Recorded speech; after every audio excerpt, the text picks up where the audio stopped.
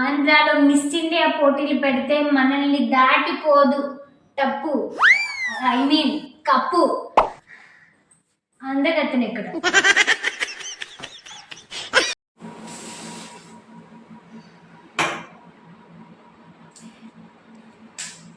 నేను నా హెయిర్కి కుంకుడుకాయలు కొబ్బరి నూనె తప్ప ఏది పెట్టను.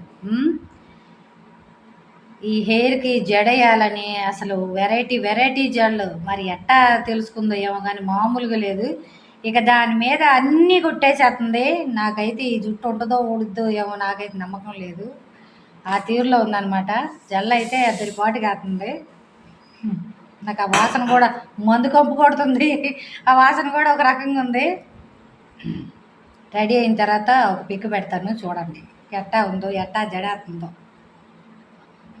ఒక తోడు ఇదిగో ఏమా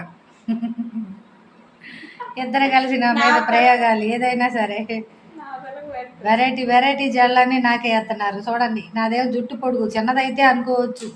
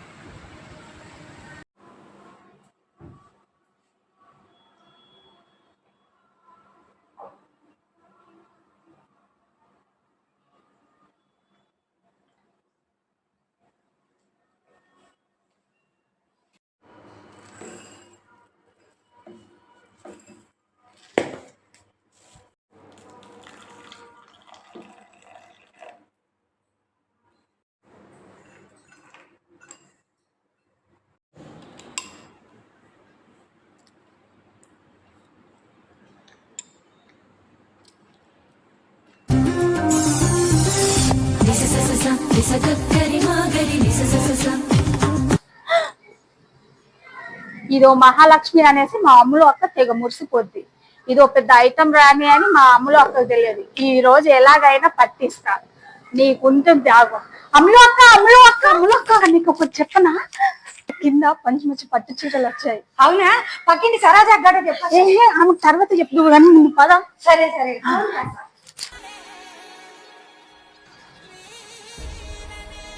సరోజ ఎక్కడున్నావు? పట్టు చీరలు వచ్చినాయి అని శైలుకి ఎందుకు రమ్మంది, ఇంకా రాలేదు, తొందరగా రా. దొరికిపోద్ది నాకు నమ్మకం లేదు. దొరికిపోద్ది ఈ రోజు. అక్క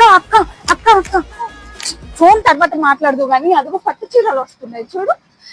పట్టు చీరలు అంటే గుర్తొచ్చింది. పట్టు చీరలో మా అమ్మ ఎంత అందంగా ఉందో, మహాలక్ష్మి లాగా ఉందో. ఇది మహాలక్ష్మి ఏంది, ఇది పెద్ద ముమ్మెత్కాన్ అయితే దీన్ని ఎలా నమ్మించాలి రా? మమ్మీ నన్ను చీరలో ఊహించుకుంటుందేమో. ఓపెన్ చేస్తా. అమ్మదేనమ్మ, ఇది చీర ఎప్పుడు మార్చింది? అది పెద్ద ఓసర వాళ్ళు, దాని సంగతి తెలిసే నీ వల్ల కాదని చెప్పా. అంతే అంటావా? అంతే, దాన్ని నమ్మించలే. పద మరి. మమ్మీ ఈసారి బాగుంది కదా? చాలా బాగుంది.